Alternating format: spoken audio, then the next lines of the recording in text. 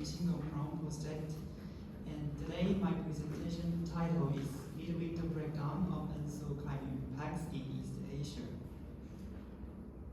My presentation includes form and past. Firstly, I want to give a brief introduction. And as we all know, when an El Niño events occur, the related tropical convection anomaly will excite a frequency anticyclone and a crucial anticyclone. And this is how the East Asia winter climate is affected by ENSO. And we have southerly wind anomalies, and so we have enhanced precipitation and warmer winter surface air temperature. This is what we already know. But here I want to show that this kind of relationship is not stable on subseasonal scales. If we make a simple comparison between the early winter November, December and the late winter January, February, you will find that in the early winter the ENSO impact is actually much stronger and significant than the late winter. This is also reflected in the predictability of the early winter monsoon and the late winter monsoon in the operational climate prediction models. We can see that the prediction scale of the early winter monsoon is much higher than the late winter monsoon. So what happened between from the early winter to late winter? To answer this question, we must firstly be clear about the evolution feature of the ENSO monsoon teleconnection during the whole winter season. So here I firstly display the monthly evolution of the winter monsoon response to ENSO. We can find that in November, December, February, and March, we have positive index, that is the southerly wind, that means weakened winter monsoon responses. But this kind of relationship is not significant in January, suggesting a large extent of uncertainty. So we double check this with the daily data shown as a bar here. We can also find that the winter monsoon response actually almost during all the winter period we have positive, that is weakened winter monsoon responses. An exception is that during the midwinter, starting from January 14th and lasting about 10 days, we have a slightly strengthened winter monsoon. That means the response is kind of opposite.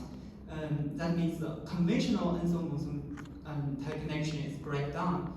So let's take a look at the precipitation and surface air temperature. The evolution feature also shows like the similar feature, a breakdown in the midwinter. We all know that midwinter is actually the annual coldest time for our East Asia. So that means this kind of breakdown actually suggests that a reduction of the predictability. So this is not a good thing. So anyway, to further show this kind of breakdown, we divided the whole winter season into 3 periods, P1, P2, and P3. P2 means the midwinter, to show the spatial pattern.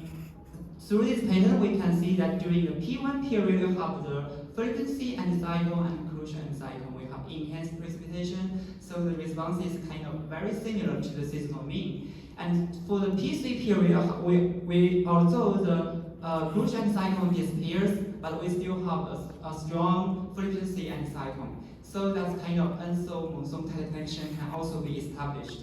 But during the P2 midwinter period, we can see that the crucial anticyclone is replaced by the crucial cyclone, and we have not southerly, actually northerly wind anomalies over the East Asia. So the precipitation is reduced, and we also have a colder, relatively colder surface air temperature. So that means that in the midwinter, in the P2 period, the conventional ENSO monsoon teleconnection is breakdown. So what happens? What is the mechanism? So firstly, we check the possible change in the tropical forcing, but we check the SST and the precipitation. But neither the SST nor the precipitation show strong subseasonal change during the P2 period. No big change. So we think that this cannot be the reason. So next, we just directly check the atmospheric pattern. Large-scale atmospheric pattern in the Northern Hemisphere. We can find that in the P2 midwinter period, actually not only the crucial anticyclone disappears, but also we have a strengthened Siberian high. And when you compare P1 and P2, you will find that significant change is not only in the East Asia, but also in North Atlantic. In P1 period, we have a positive NAO, but in P2 period, we have a negative NAO. We know that NAO is most important climate driver in our winter monsoon climate. So we here hypothesize that maybe the phase shift of the NAO can be one of the reasons. So next we display the time evolution of the NAO, ENSO-induced NAO. We can find that the ENSO-induced NAO actually shows an abrupt phase shift from positive to negative, and the timing, interesting, is just 1 week before the winter monsoon breakdown. It's about January 8th. So we think that this may be important. So after the NAO shift is phased from positive to negative, it will induce kind of mid-latitude Rossby wave propagating from the North Atlantic to East Asia. And about 1 week later, we will see strengthened cyclic high and weakened crucial cyclone and northerly anomalies. These northerly anomalies will break the conventional anticyclone-induced southerly anomalies, make the convection breakdown. So if you look at the relationship between the annual phase shift and the change of the monsoon response, you will find a close relationship. That means if you have a stronger annual phase shift, you will have a stronger change in the winter monsoon responses.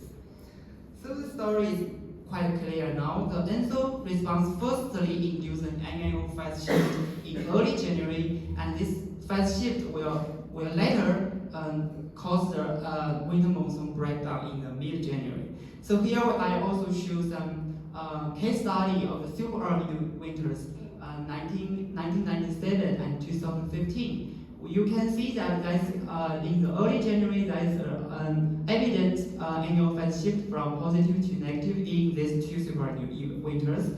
And then later in the mid to late January we have a winter monsoon breakdown. So this winter monsoon breakdown is actually a result of the competition of the conventional anticyclone-induced southerly and NAO-induced northerly. So here NAO effect wins the game. So we have the northerly wind anomalies here. So you may wonder why the annual phase shift, why the ENSO-induced annual phase shift in early January. This kind of work is actually investigating our previous work. So here I just give a brief summary. The phase shift in early January is mostly caused by the propagation direction change of the ENSO-induced Rossby wave. Before the annual phase shift, the Rossby wave propagated like this, northeastward.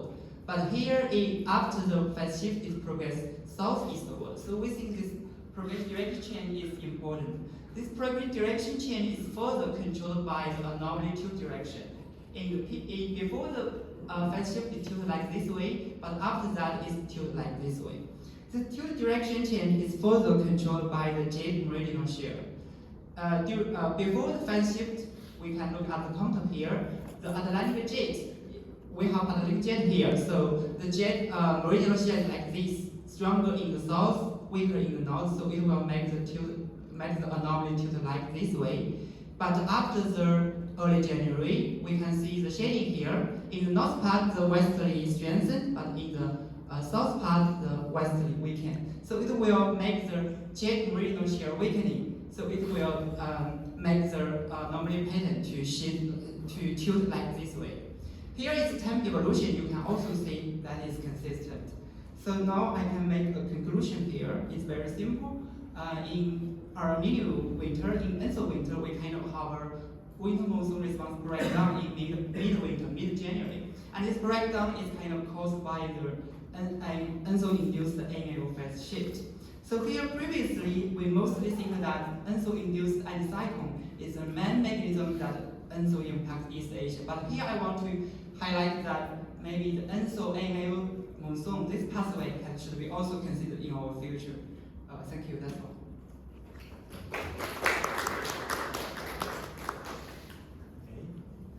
Any question? Comment?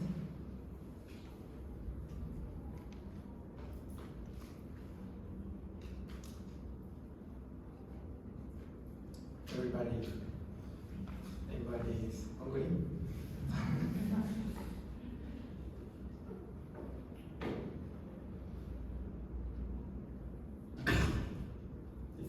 last chance focus.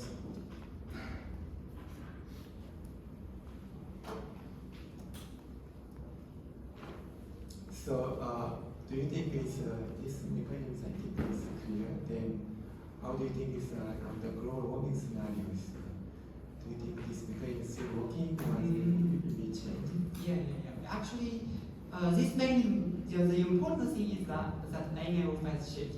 So we also checked the ENSO-induced NAO phase shift in the future scenario, but we find that this is weakened. We will work to explain that weakening in the future. Okay, thank you. Just I'm curious whether your pattern is NAO, because I do not see clearly this is NAO pattern.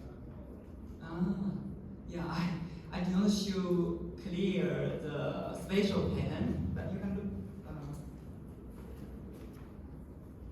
I just use the zonal mean, the meridional mean of the North Atlantic region. But we actually check the spatial pattern. Okay, because the center is somewhere in the North Atlantic, that is different from typical NAO pattern. That's why I'm wondering whether this is really talking about NAO. Yeah, we tried several different definitions of the NAO. Sometimes something like EUF, something like the difference between Iceland and Muslim law. Almost consistent, actually. Yeah. Thank you for the question. This is a forced syllabus, so maybe little different from internal variability pattern line. Okay. Okay, thank you. Thank you.